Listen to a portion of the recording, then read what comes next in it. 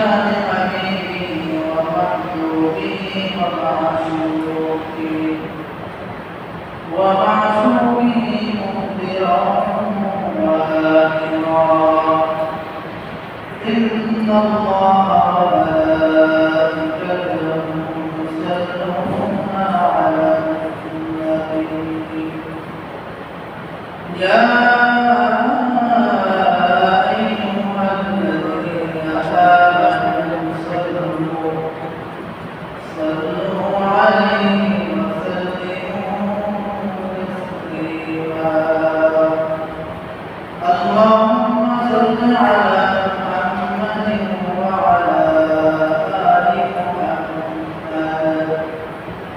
كما صليت على إبراهيم وعلى آل إبراهيم إنك حميد مجيد اللهم بارك على محمد وعلى آل محمد كما باركت على إبراهيم وعلى آل إبراهيم إنك حميد مجيد بلغنا بك حالي كشف الهدى بجماله حسنت يديه وصالحه صلوا عليه وآله سبحانك لا علم لنا إلا ما علمتنا إنك أنت العليم الحكيم الحمد لله الله رب العالمين شاء الله লক্ষ্য করতে শুরু করেছিল যে আল্লাহ রাব্বুল আলামিন আমাদেরকে সপ্তাহে সপ্তাহে শ্রেষ্ঠ দিন তথা জুমার দিনে আল্লাহ রাব্বুল আলামিনের মহান হুকুম জুমার নামাজ আদায়ের উদ্দেশ্যে পৃথিবীর শ্রেষ্ঠ জায়গা মসজিদে আসার বসার তৌফিক দান করেছেন সেই মহান রব্বুল কারীমের দরবারে কালিমাতুল শুকর পাঠ করে সকলেই বলি আলহামদুলিল্লাহ সম্মানিত উপস্থিতি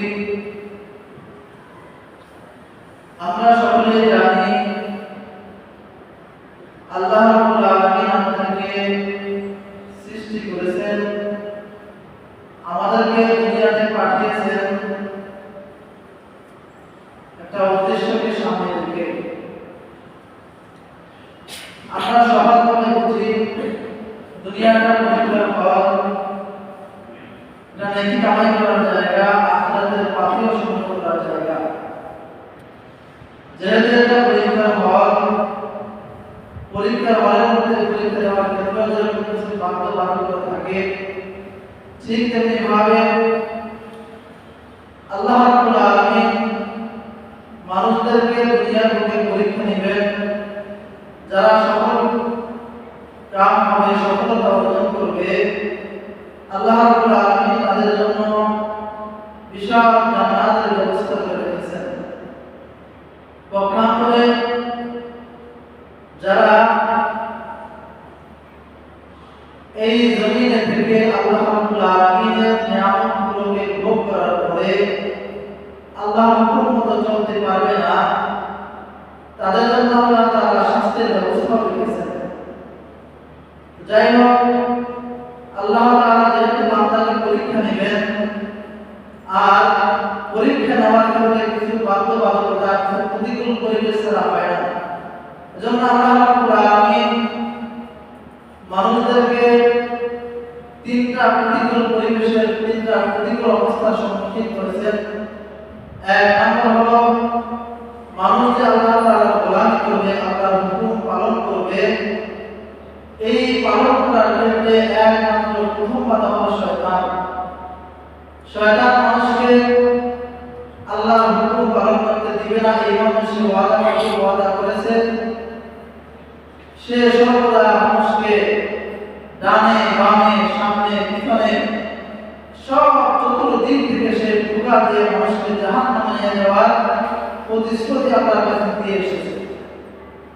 2 নাম্বার প্রতিকূল অবস্থা হলো মানুষের নফস, মানুষের চাহিদা। আল্লাহ রাব্বুল আলামিন মানুষের মধ্যে এমন একটা আকর্ষণ সৃষ্টি করে দিয়েছেন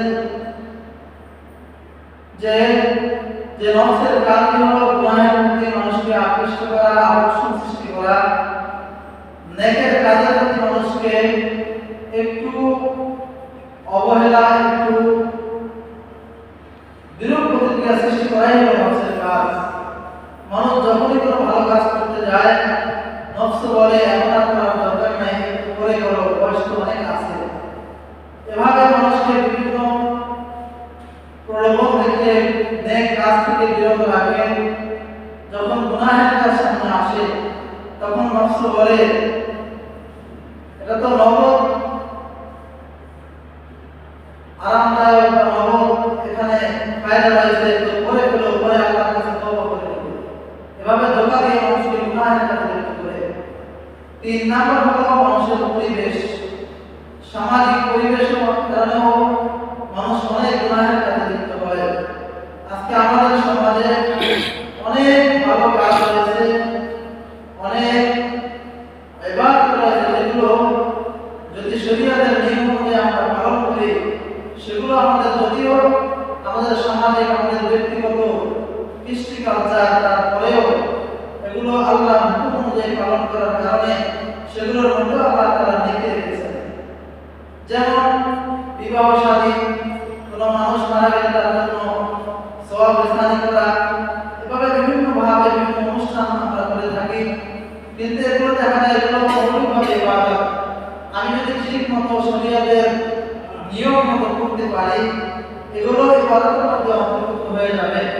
কিন্তু আমাদের সমাজ, আমাদের সামাজিক কৃষ্টি কালচারের পিছনে পড়ে আমরা দেখা যায় অনেক সময় এই নেকের কাজগুলোকে আমরা গুনাহের কাজে পরিণত করে ফেলি, ঠিক না? তো যাই হোক, আল্লাহ রাব্বুল আলামিন মানুষকে পরীক্ষা করার জন্য 3টি প্রতিকূল পরিবেশে মানুষকে 3টি প্রতিকূল অবস্থার সম্মুখীন করেছেন। যারা এই 3টি প্রতিকূল অবস্থাকে উপেক্ষা করে রব্বুল আলামিনের হুকুম আহকাম পালন করে আল্লাহ রাব্বুল আলামিনের সন্তুষ্টি অর্জন করতে পারবে, আল্লাহ রাব্বুল আলামিন বলেন ওই মানুষের ঠিকানা হবে জান্নাত। পক্ষান্তরে কখনো ইচ্ছাকৃত অনিচ্ছাকৃত যেভাবেই হোক এই প্রতিকূল পরিবেশের শিকার হয়ে যদি কখনো আল্লাহ তাআলার নাফরমানি হয়ে যায় এবং আল্লাহ তাআলার অবাধ্য কোনো কাজ হয়ে যায়, তাহলে বান্দার কি করণীয় সেটাও আল্লাহ তাআলা বলে দিয়েছেন। আল্লাহ তাআলা এখানে বলেন নাই যে বান্দা তুমি আমার অবাধ্য হয়েছো, আমার গুনাহের কাজ করেছো, তুমি জাহান্নামে যাবে, একবার বলেন নাই। আল্লাহ তাআলা বলেছেন তুমি গুনাহের কাজ করেছো, আমার কাছে তওবা করো, আমি তোমার গুনাহকে ক্ষমা করে দেব।